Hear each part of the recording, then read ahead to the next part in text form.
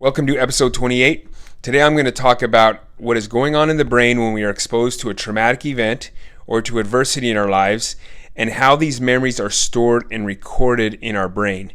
Because when we can understand this process, we can better understand what we are looking for when we need help identifying the triggers that are influencing the anxiety and worry. Because once we can identify the trigger and zoom in and narrow it down on the trigger, we can then address the trigger to reduce the effects of these stressors that are turning on the fight for flight response. So when we are exposed to a traumatic event, one's definition of trauma is different. You can have two people exposed to the same event, and one may be fine, one may find post-traumatic growth, and the other may deal with and suffer with PTSD symptoms throughout their life. We all see reality differently. We all see our assumed perception of reality. We all place our own definitions on all the stimuli we're exposed to, and that is why one stimuli could be seen as a threat to one, and to another person it cannot be seen as a threat. It's all different.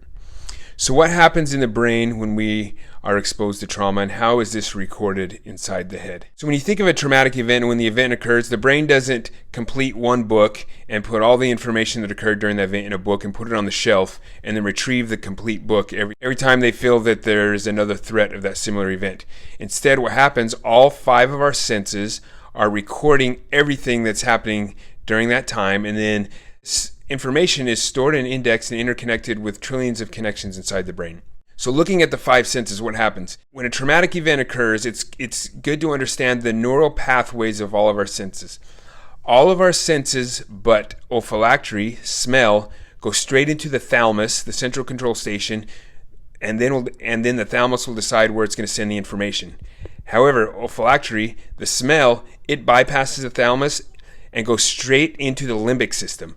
That's why smells can be a quick trigger, influences the level of anxiety, because it bypasses the thalamus, it bypasses the ability for the mind to make sense of it, and goes straight to the limbic system and turns on the fight for flight response. So now when you're exposed to a traumatic event, and as all the information is being processed, the hippocampus, which is part of the limbic system, is working closely with the amygdala.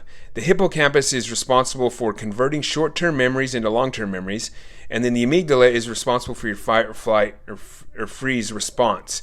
And so during the traumatic event, what is happening is the hippocampus and the amygdala are talking to each other, and they're like, hey, this was a traumatic event.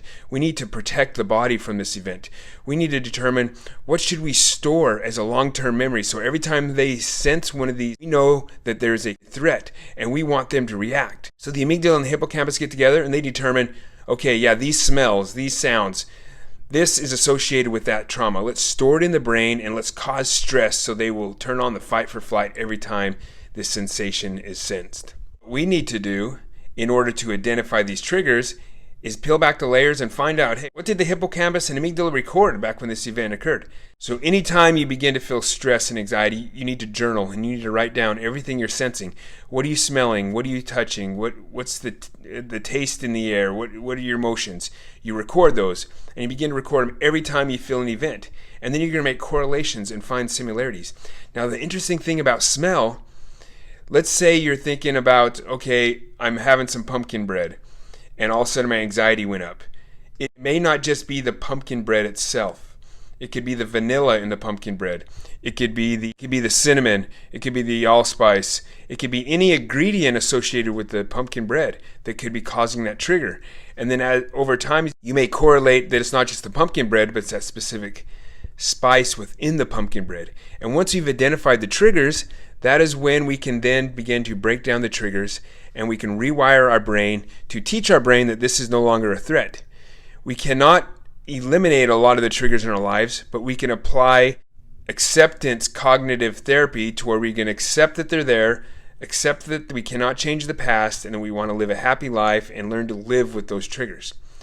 And a lot of times when you begin to break them down, you realize that whatever the trigger is causing the threat, at the moment it really is not a threat at all. It is just your mind thinking it's a threat. So understanding what's going on in the brain when you're dealing with a traumatic event, you need to begin to do a journal and start recording everything and record every sense so you can determine and figure out what trigger is causing your PTSD or your level of anxiety, and then you can address it. Join me for tomorrow's episode, and I'm going to talk about PTSD and PTG, post-traumatic growth, how we have the opportunity when we're exposed to trauma, either grow from it or allow PTSD to be the primary definition of who we now are. See you tomorrow.